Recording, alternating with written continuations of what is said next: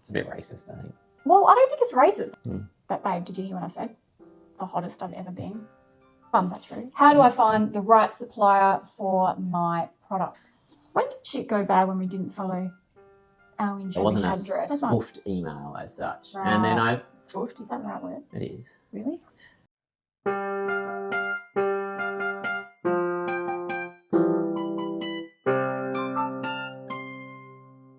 Dressing Gown CEO. Welcome to the Dressing Gown CEO. This is episode 2. And if you haven't listened to episode 1, please go back and have a listen. We are on Apple and we're also on Spotify, so you can have a little wander over there and check us out. If you'd like to see us in video form and see us in our dressing gowns, you can check us out on Rumble as well as YouTube. You have to say Rumble like that. Okay. Rumble. You know, like when you're about to get into a boxing ring. Yeah. And what do they say? Let's get ready to fight. No, they say something else, isn't it? They say something about Rumble. I don't know. Are you ready to rumble? Yes, that's it. Are you ready to rumble? Right. Okay. All right. So episode 2, we are going to discuss some questions that have been thrown our way, which are: how do I find the right supplier for my products? What are the legalities surrounding using an overseas supplier? And what should I expect in startup investment costs? Good questions. They are good questions. Sounds like someone's wanting to start their own business, product business. Just don't sell foils. That's our job. Yeah, please don't. There's enough foils going around already. Okay, so just, leave it to us. Leave it to the professionals. Okay, so now where have we been in the past week, Illy? Where did we go? We went to China. China. Everyone says it like that, don't they? Whenever you're asking someone, they're like, how was China? It's a bit racist, I think. Well, I don't think it's racist. I think people just like saying it like that because it's comical. It's like Australia. Australia, mate. Australia. Yeah. So we went to China. Why'd we go? To visit our factory and to have some meetings with the factory owner so that we can, get our product produced as perfectly as possible.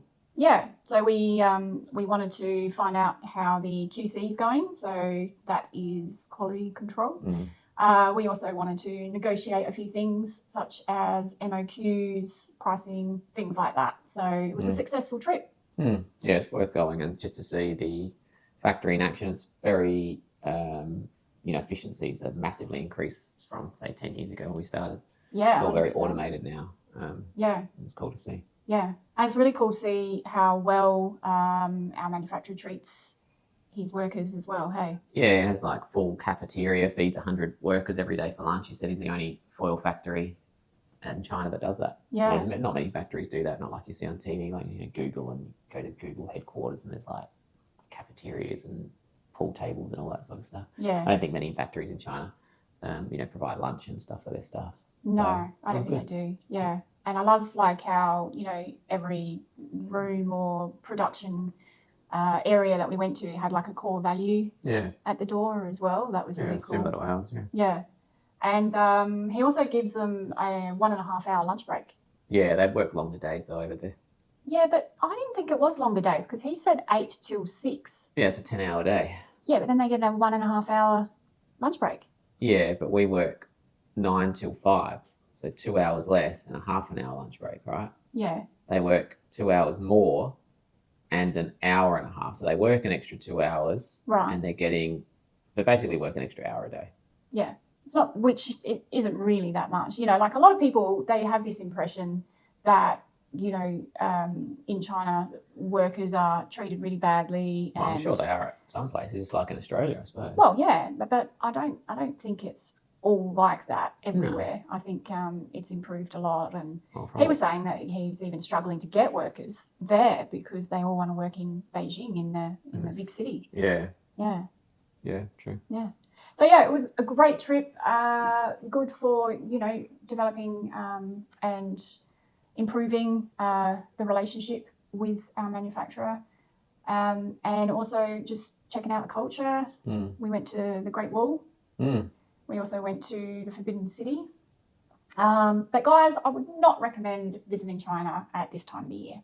Well, not up north in Beijing. It's sweltering. Whew, it was hot, so hot. Like, I'm from Darwin, right? I'm used to humidity and I'm used to heat. But this was... Yeah, it's Darwin. This was the hottest I've ever been. Darwin on drugs. Yeah, Darwin on drugs. Mm. But babe, did you hear what I said? The hottest I've ever been. Is that true? Yes, dear. Good, thanks. Okay, cool. Not so much in a dressing gown, but still. What? And my pajamas? And pajamas. Yes. Guys, you got to check it out. I'm in my pajamas as well. Actually got up at 6 o'clock this morning, took our son to rowing, and then came home, did the usual breakfast, lunch stuff with the other child. And then just been working in my pajamas since. I have brushed my teeth. She has, yeah. Yeah. But, yeah, I mean, these are the luxuries of owning your own business and having your business running pretty efficiently where you don't need to actually be there. But, yeah, it means I can work in my pajamas if need be. Mm. All right, let's get on to the question. Sure, go. First one, how do I find the right supplier for my products? So I got a few things written down here, but what are your thoughts? Well, obviously it depends on the sort of product, whether you can find it locally or internationally. The key with any supplier is try and find a local one if possible, isn't it? Like if you can find something that's close to home, it saves on everything. Right. Costs, transit times, you've got more connection and relationship with them. But obviously with certain industries and products it's impossible, like our industry, there's no foil manufacturing in this country. Yeah. So start as close to home as possible is my opinion. Yeah, because then the other advantage of being close to home is that you can actually go and visit the factory, the people. You can be face to face with them, and that way problems or whatever. Yeah, negotiations heaps better, and you can check out the product and feel it and see it right there in front of you, which is always handy, isn't it? Yeah. Yeah, because whenever we have a new product developed, a new foil, I have to be on the phone to our manufacturer as it's being printed, and then communicate with them if it's going well. That's fine. I can just say, yep, that looks great. Continue. If it's not looking great, then I have to try and, get them to change it. And it's quite tricky when trying to do that over the phone. At a strange hour of the day too, usually. Yeah, usually not during working hours, that's for sure.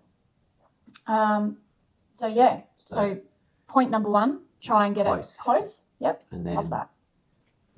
Well, I guess how do you find it? You Google everything, don't you? If you want to find something, start with a web search, I suppose. Yeah, you Google.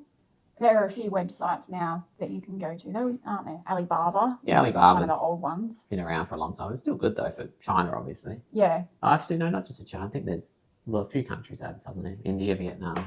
A lot of the manufacturing now is China, India, Vietnam, Thailand, those kind of countries. China's becoming more expensive each year, so India and China's actually not that cheap. It's not like it used to manufacture, that's for sure. It's cheaper than Australia, but Alibaba's always a good one. And then there's a few other websites similar. Are there? Like that. Do you know them? Not off my head, but it comes up pretty quickly on a web search. Yeah, all right. Well, guys, leave a comment if you would like us to list them, and we'll put them in our episode summary. All right. So number one, got to be close. Number two, visit some websites, Google, Alibaba, that kind of stuff to try and find out where you can find suppliers. But I think the key question is how do I find the right supplier? Okay. Yeah. Well, I guess anyone can find a supplier. That's a good question, isn't it? Well, you need to check quality and what they actually produce first. You've got to physically see. Yeah, well, that's what I've got here. I've got samples. Well, yeah, you have to make sure you get sample. I mean, I know that seems obvious, but it's not obvious to everyone. Because to us, this is something we've been doing for 18 years, where we've been dealing with overseas manufacturers. Yeah, almost 20 years. Yeah, almost 20. Because before Foil Me, guys, we had 2 other businesses. So we're not new to this. And Foil Me was 10 years as well. 10 years ago, we started Foil Me. So make sure you get some samples. Also, try to get different suppliers. So get samples from maybe top 3 suppliers that you have connected with, or you just get a good feeling. Trust your gut, trust your intuition. Yeah, definitely. That's always something that we have done and we've followed, and we've been pretty good at that. And when we haven't, then you run into shit problems. goes bad. Yeah, shit goes bad for sure. When did shit go bad when we didn't follow our intuition? That might be a good story for our listeners. Well, one time I got scammed and I sent about $5,000 to a factory, a manufacturer in China for, this was the old business, for La Sposa? No, the cheese business. Oh. Yeah, and it was an email, and it was like one of those Western Union things, and they hacked. That's right. The company email got hacked, so it came from the company and the guy, and I was like, "You need to send the money by Western Union because our bank account's down or something." And I replied back like, "You sure? I don't normally do this." And he's like, "Yeah, it's all fine." The email was all legit. The chain was there. Like you could see the replies. Yeah, so they'd hacked their actual email. Yeah, it wasn't address. a spoofed email as such. Right. And then spoofed, is that the right word? It is. Really? Because I know spoofed is something else. It's the right word. And then okay. I knew this doesn't feel right, but I thought, oh, it must be. And then I sent $5,000, and then they're like, "Where's the payment?" And then I'm like, "I sent it. It was Western Union." They're like, "What are you talking about?" When the real people started emailing. Yeah. And that back then, $5,000 was a lot of money. I mean, it's a lot of money now for anyone, but back then it was a tremendous amount of money. Yeah. When we were like, starting. So it happens to the best of us. And I've been importing and buying from overseas for. So your gut was telling you 7 or 8 years before that. Yeah. I'd been buying and selling from overseas. So you didn't think you could get scammed? I thought I would never get scammed. Yeah. So your gut was telling you? Yeah, I knew something was off, and I'm like, it'll be fine. Yeah. You should have talked to me first. Yeah, you would have said, "Send it already." Is that how I talk? Just send the bloody money. That's what you would have said. Radio. Send it already. Is that how I... Yeah. All right, listeners, let me know if I sound like that. She does. All right. Also, it'd be really good if you could talk to them face-to-face, so you can probably avoid scammers to a degree, because if you're seeing them face-to-face, like over Zoom, or even better in person, if you happen to be travelling in that country or you have the funds to go to that country and meet them, that would be the best thing to do as well. And take a photo of them or record your conversation when you are doing the Zoom. Smart, huh? Yeah. Good. And ask specific questions that are important to you. So questions such as, like for me, for Foil Me, QC is really important to me. So quality control. So ask them, what is your process with quality control? What's your payment policy, your terms? Because you might be cashed up for a little bit, but maybe the cash is going to be dry for the next 3 months. And if they want payment terms that don't meet that, then, that's something you've got to negotiate as well. You want to take this one? We've got... What? Well, just read it. These are mine. Well, it's your note, not mine. Do they have a refund policy? Yeah, so... No, you wrote it. Yeah, because I'm trying to get you involved a little bit more. Involved. So it's not just me talking. I pipe up when I need to. All right, fair enough. The other question is, what's their production time? Because if you do already have customers lined up and they are super keen, you need to give them an accurate time line on when those products are actually going to be delivered. So that's an important question. And it might even determine who you use as a supplier. If the quality is good and you're getting along with them well and their production time is less than another manufacturer, then, you've got to weigh up your pros and cons, don't you? Another one, shipping time, obviously. How long does it take to ship, not just production? And can you visit the factory? I mean, that's a big red flag if they say no. Yeah. Yeah, it's a bit suspicious. Just a little bit. Yeah. All right. So on to the next one. What are the legalities surrounding using an overseas supplier?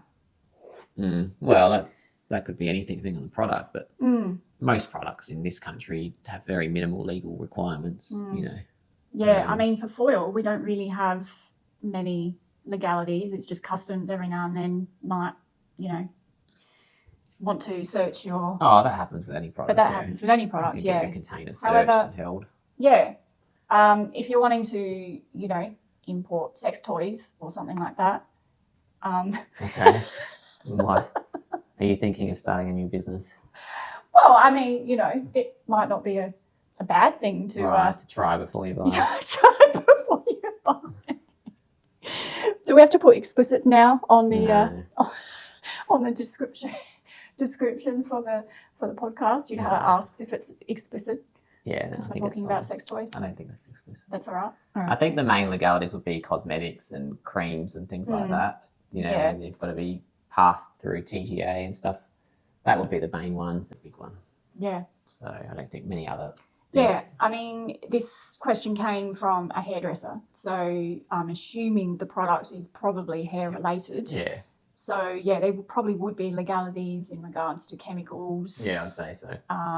Yeah. So look into that one we don't know. There's you can go. There's a website, Customs Australia website, tells you what's allowed. Oh, there you go, guys. Customs Australia. Just, if you Google importing, can I import products into Australia or whatever, and it tells you got to look at then tariffs and stuff. So every product has potentially an import tax on it, and that can vary wildly. So you got to look at those sort of things. It can vary wildly, especially if you're importing into the US and it's aluminium products. But we did it, and we're doing it. But that's like a year process, that one. All right. What should I expect in startup investment costs? Well, how long is a piece of string kind of thing, isn't it? It Yeah. depends on so many factors. Yep.